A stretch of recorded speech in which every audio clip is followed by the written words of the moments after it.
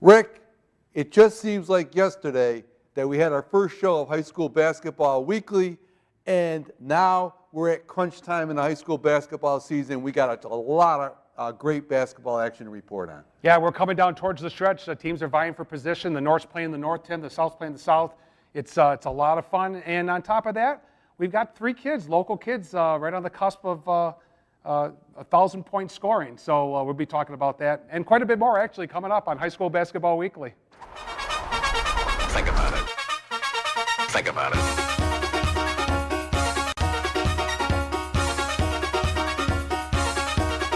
Think about it. Yeah, welcome to High School Basketball Weekly. Tim Morey alongside of Rick Bula for another great show of high school basketball action. And Rick, we're going to get right at it and talk about the boys. And we're going to start off with the boys action and really the Hornets from McCann, who are continuing a very good season. Yeah, the Hornets are on a roll, Tim. At the end of our show last week, I headed down to McCann and did a game on Northern Berkshire Community Television against Bay State for first place. And it's in the boys Tri-County North. And McCann had an unbelievable game.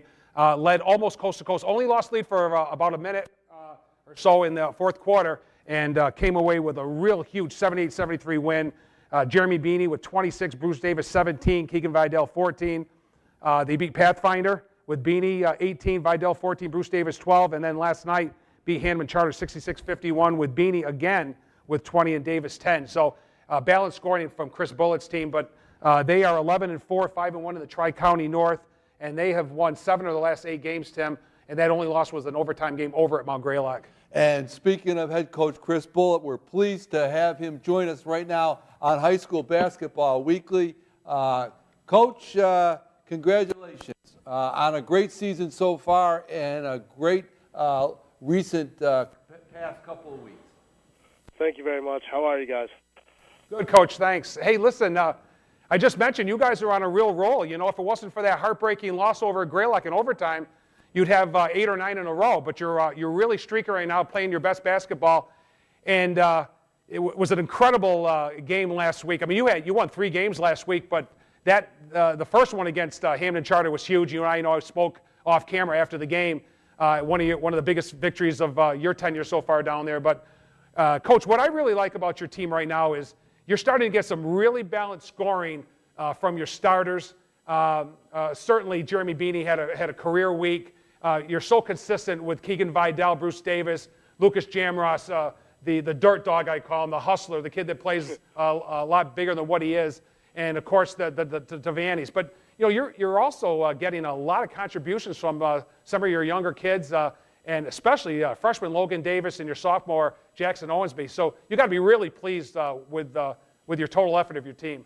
Yeah, I think everything's coming together. Everybody's starting to accept their roles, and it's starting to show. The younger guys are a lot more comfortable than they were earlier in the season, and Logan Davis had another 9 points for us last night when we played at Hampton Charter, and 7 big points in the fourth quarter that helped us win that game. So he's definitely playing beyond his years. Jackson stepped up big time about midway through the season and doing everything he can to earn as many minutes as he can. So that with our starting 5 and the way that Jeremy Beanie's been playing is pretty exciting. Coach, you qualified for the tournament, and I know that's something that you and the kids look forward to. But how do you keep them focused on one game at a time? You're getting down to the end of the season. I know seeding is important, and you want to get as many wins as possible, but you also have to take care of business one game at a time. How do you keep those kids focused on the game at hand? The focus is actually not as hard as what it would seem, because we have at McCann we get to play in the state Voc tournament too, but you have to be at least pretty much 15-5 or better to make it. So we have to focus in every single game just to be able to get there. We put ourselves in a tough position. We started out 2-3, so it's been an uphill battle, like one game at a time ever since then. And the kids really want to play in the state Voc tournament. We missed out on it last year, so that definitely helps. Yeah, Coach, you lost 2 incredible seniors from last year's team in Logan Tower and Lucas Delazzo. And all teams go through that. Kids graduate, and I knew you had a nice nucleus coming back. But to me, anyway, and I don't like to spend a lot of time on individual players, but the resurgence and the confidence of Jeremy Beanie has been huge, I think, especially this half of the season.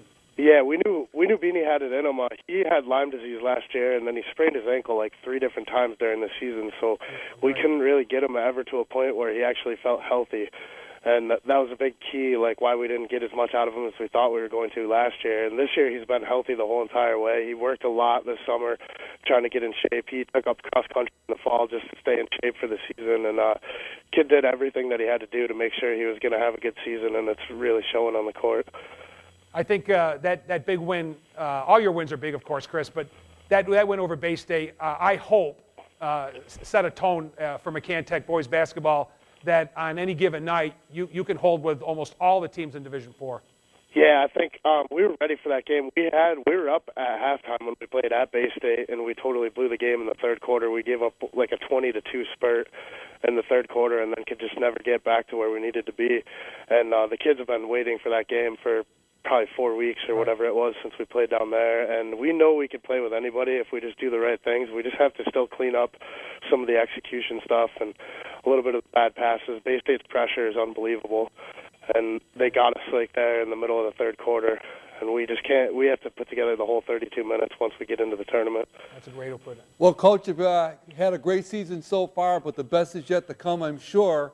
We're going to be following the Hornets the rest of the way, and obviously in the tournament. We want to wish you the best of luck for the remainder of the season and in the tournament. And thank you for joining us here this week on High School Basketball Weekly. All right, sounds good. Have Thanks a good a lot, one, guys. Chris. Thanks for the coverage. And that's head coach Chris Bulla of the McCann Tech Hornets. And Rick, they are exciting to watch. It's great to see them blossoming into the program that we thought they could be. And they're going to be an interesting team to follow in the Division IV tournament. Yeah, they are. They've got a lot of kids that put a lot of time into it, as he said, that work really, really hard and get better at that craft. So I'm looking forward to covering the Hornets right down into the playoffs. Right. Absolutely, yeah, into the tournament. Another team, Rick, I think had a pretty good week. The past week was Mount Greylock. The Mounties, they split their action, losing to Monument 40-37, but they came up and had a nice. Came back and had a nice win with Mount Everett. Yeah, they doubled up 80-40 on Mount Everett. Toby Fail with 26 and freshman Derek Parris with 22. But we talked about Toby Fail earlier in the season. One of our picks to, if he had a good season, stayed healthy. Unfortunately, it didn't work out. We had him all Berkshire pick because he's such an outstanding athlete and such a great shooter, Tim. And he had a severely sprained ankle in the McCann game. He sat out at least 4 games, maybe even longer. Coach Bob Thistle really, really missed him. And he's only a junior, too. Right. But he also needed him for leadership. And I'm so glad that Toby's back. And it doesn't look favorable for a first or second in the South at this time. But they kept their hopes alive with that win last night. So continued success to Coach Thistle's team. They work really hard. Hoosick Valley continues to struggle along, Rick. They're now standing at 5-10. They are 0-5 in the North. They've lost, I believe, now 9 in a row, at least 9, or at least 8. But they've struggled of late, especially in the very difficult North County. Well, you said it, Tim. I can't say it any better than you just did. They are not a bad boys basketball team in Berkshire County. They're in Division III. They should be in Division III, but they're also in the North. And that's where Coach Reset wants to be, even though he's a D4 team now. He wants to battle those Pittsfields, Waconas, and Taconics. It's just that you have to play those teams twice. If they were in the South, it might have been a different story. But they're still very young, too. They do have some seniors, but they've got a lot of youth. 2 freshmen on the team that Coach Hart is bringing along. Carson Meswar's done really well. Casey's played well lately. At times, there's been good contributions from John Kroll and Joe Del Molino and Sam Larrabee. But again, over and over again, Isaiah Stubbs seems to be the very most consistent player, as we expected. Right. But it's that darn North. It's just a tough division. One of the toughest ones in all of Western Massachusetts. No question about that. And a team that can attest to that, the Drury Blue Devils, Coach Jack Reset's squad, now at 12-3, and they split their action this week, and they played Lee, and they were able to control Lee, but they had a real doozy of a game at Wacona. Yeah, against the Lee Wildcats, they came up a little bit shorthanded. Lee did with Miles Whitney Nason. Unfortunately, had to sit that night, and so he's their second leading scorer behind Ben Harding. But Drury pretty much had their way. They broke out to an early lead. Everybody pretty much got into the action, and they Reese Reset and Scott McGuire had usual big games. Max Doherty had 12 also. Obelio Rodriguez 11. So when Drury gets 3 or 4 kids in double figures, they're going to be very, very tough. That's Coach Reset's been saying that all year long.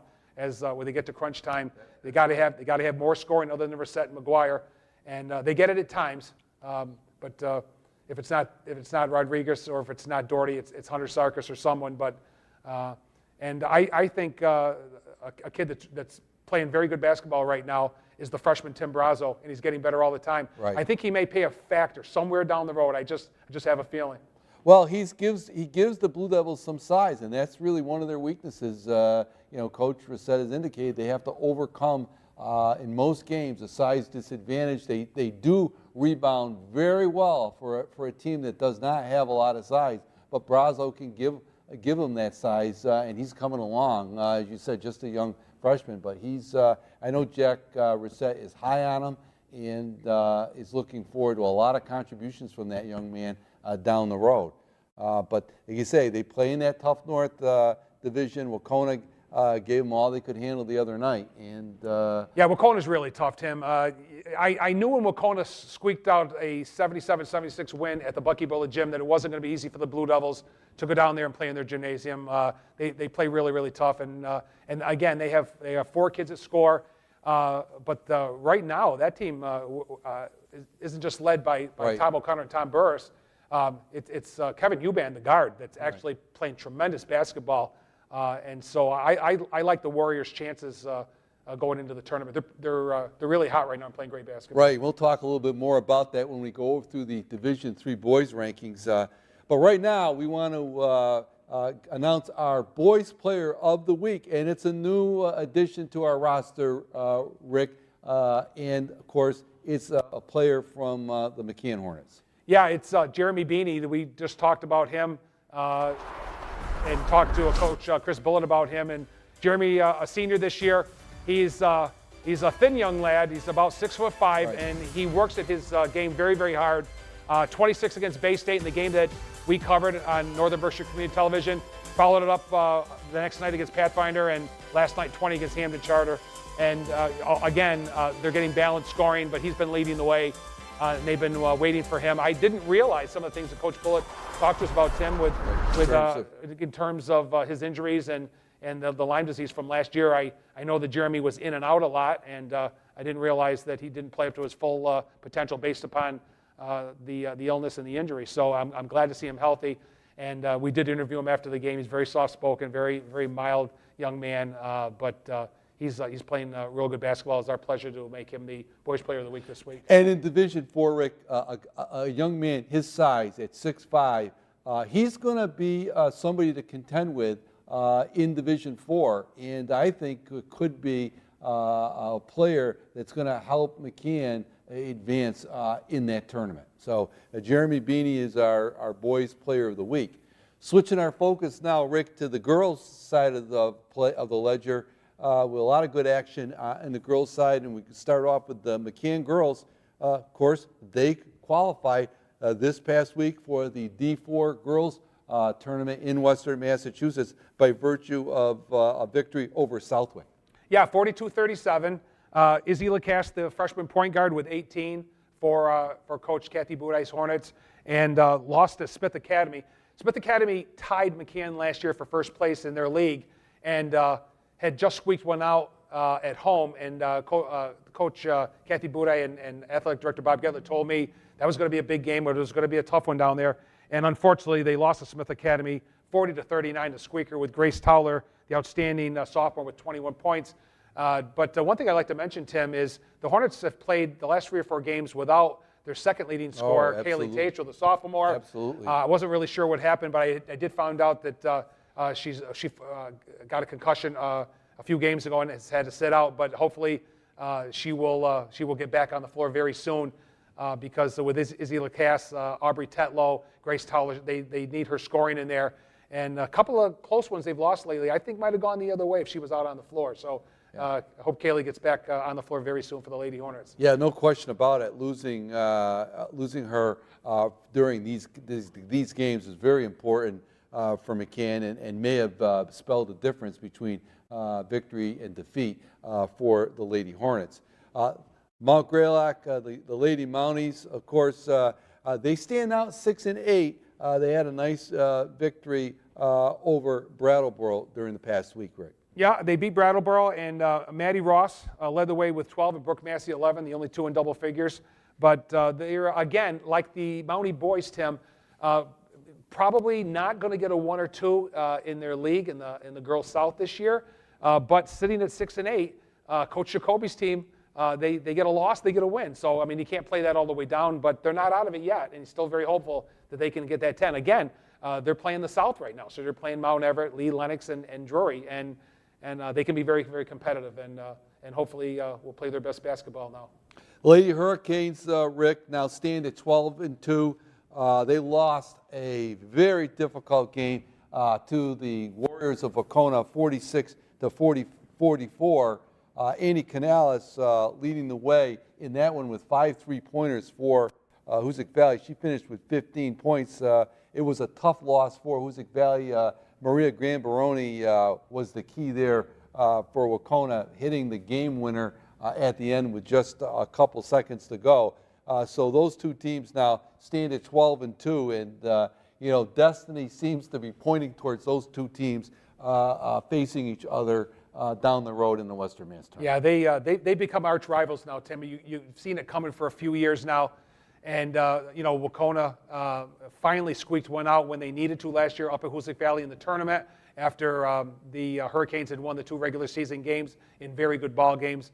And then the Hurricanes just jumped all over Wacona up at Hoosick this year, Tim. They couldn't recover. Right. I think they jumped out 16-4, and Coach Liz Kay's kids just couldn't come back from that. But they did fight really hard and made it a 7-point game at the end. And I knew it was going to be a different ball game down there, that they were going to stay in it all the way, and they certainly did. And they did an excellent defensive job on Lexi Mercer holding her to 3 points, and that may have been the key of the ball game. Well, they came back, Rick. The Hurricanes came back this past Saturday. They beat Monument Mountain 53-42. They were led by Allie Mendel with 28, and Riley Robinson, I believe, kicked in with 12 points. And then they also beat Taconic for the second time this year, again behind Allie Mendel with 20. And Riley Robinson finishing with 10, and Lexi Mercier and Sarah Field with 9. So Hoosick Valley now 12-2, still marching along. They have a difficult schedule, but they're doing well. And of course, Lexi Mercier, as you alluded to, Rick, she's knocking on the door of 1,000 points coming up. Yeah, Lexi is one of the 3 kids. The other 2 will be in Drury's Brooke DeGennaro and the Drury boys Scott McGuire, and that's very, very exciting. And for the kids, I can't imagine what it's like to be a high school kid, Tim, to play the season and try to go out there and play your best ball and play team basketball and have that on the back of your mind. It's got to be very difficult for a young athlete like that. And you've got schoolwork and your social life, but the kids seem to fight through it. They're all going to accomplish it very, very soon, probably all within a week's span of time. Right. And talking about the Lady Blue Devils, they had a very, very interesting week this past week. Drury ended up on the short end of a game, Rick, that you covered against Mount Everett. Yeah, they lost to Wacona 49-34, Brooke DeGennaro with 11. And again, that's a very, very tough place to play. They did play very well against the Warriors earlier in the season. They actually took them into overtime at the Bucky Village Gym. But against Mount Everett, though, they had an incredible first quarter. They scored 25 points, had a big lead at the end of 1. Mount Everett came back and cut it to 2 at halftime. Drury pulled away again after 3, but just couldn't hold on. This barrage of threes, Drury had 7 threes in the first half, which gave them that lead, and struggled a little bit from 3-point range and had a really bad offensive fourth quarter. And the Eagles, and they're a good team, Tim. We talked about them in Division 4. Those Mount Everett Eagles are tough. Drury went went 8-0 last year in the South, and haven't lost a South game in a while, and that was their first loss of the season. So if things go the way we think they do, they could very well tie for first place. But the Eagles are a very well-balanced team. Scott Rote's got a very good, nice ball club. And what an outstanding performance in this one by Gwendolyn Carpenter. Gwendolyn Carpenter made all the difference, Tim. At halftime of the Drury game, she had only scored 9 points. But in the second half, she scored 18 on 2 baskets and 14 free throws, a couple of them here.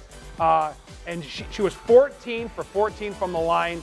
She's their point guard. She's the ball handler. So Drury was forced to follow Gwendolyn, and she went to the line. And then she had a couple huge hoops when Drury started making it close. She finds a way to get in there and thread the needle like that layup. But then again, Drury was forced to foul, putting her on the line, and just one right after another. And she barely hit rim. They were perfect free throws. Well, that one did. But hey, 14 for 14, 27 points. That's pretty incredible. And that young lady is our featured player of the week.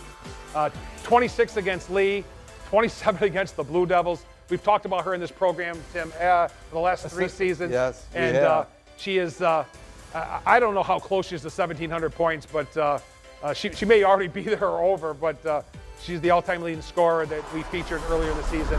But she's a lot of fun to watch. And Rick, you pointed out in our discussion the fact that she handles that ball for the Eagles, and she's such an outstanding foul shooter. She's going to have her hands on the ball at the end of the game. So at the end of the game, there's a very strong likelihood that she is going to end up at that foul line. And what a luxury that is for any basketball coach to have your ball handler be an excellent foul shooter and be on that line when it counts the most at the end of the game. Yeah, she's just an incredible free throw shooter, and she's fun to watch. She's fun to watch. Yeah.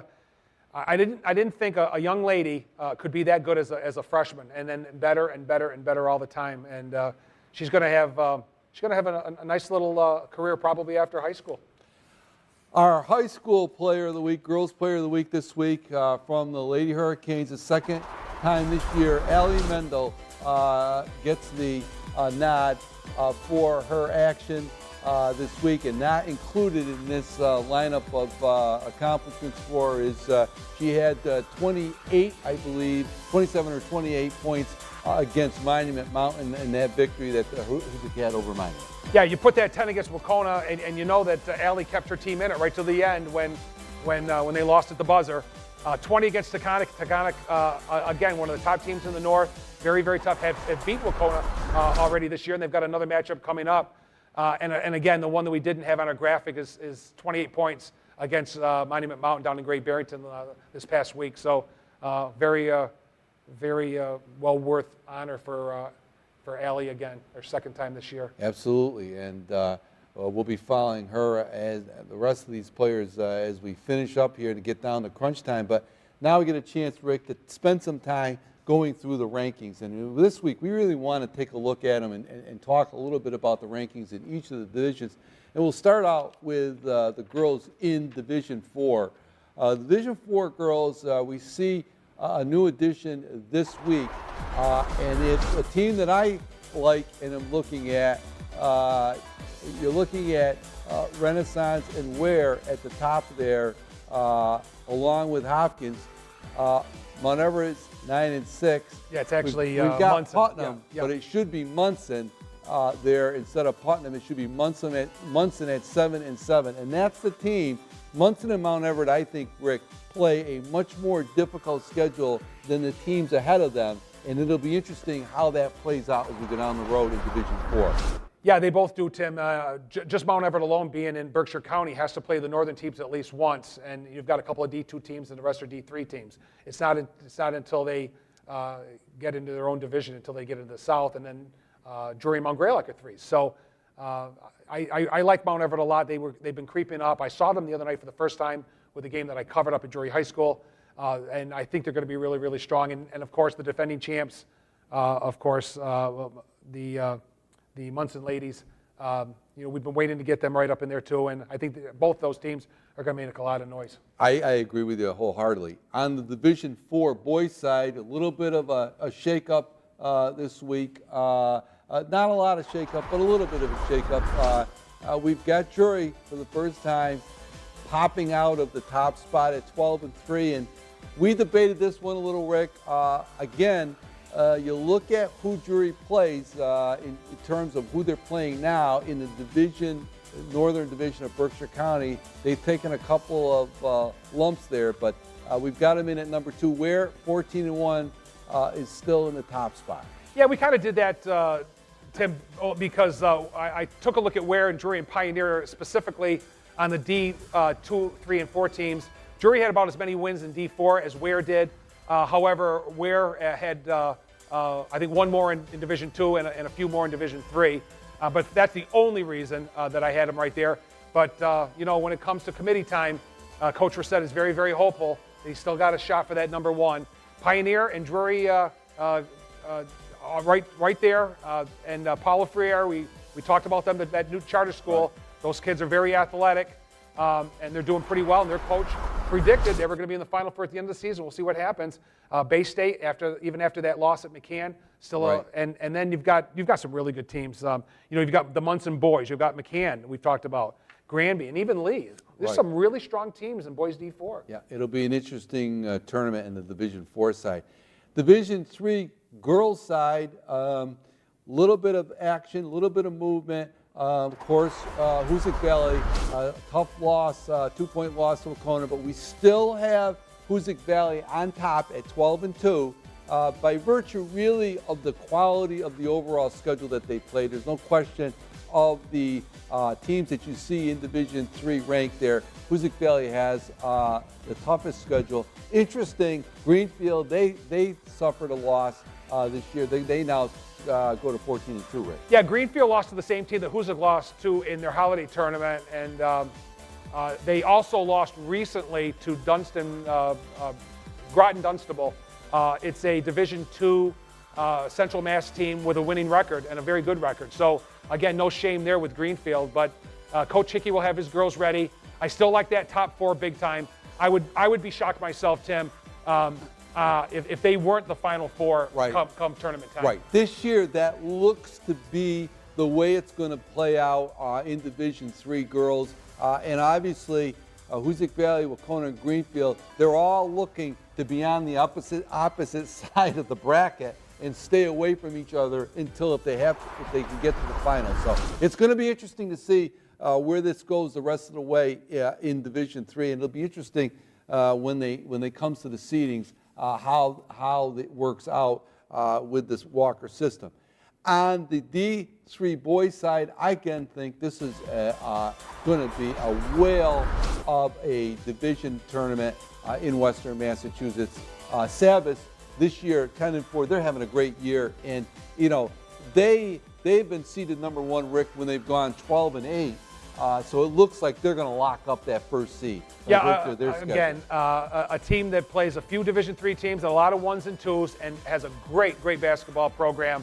We've talked about them for many, many seasons now. They may stay right there. You can see them creeping, and they've crept their way all the way to the top, at least here at High School Basketball Weekly for now.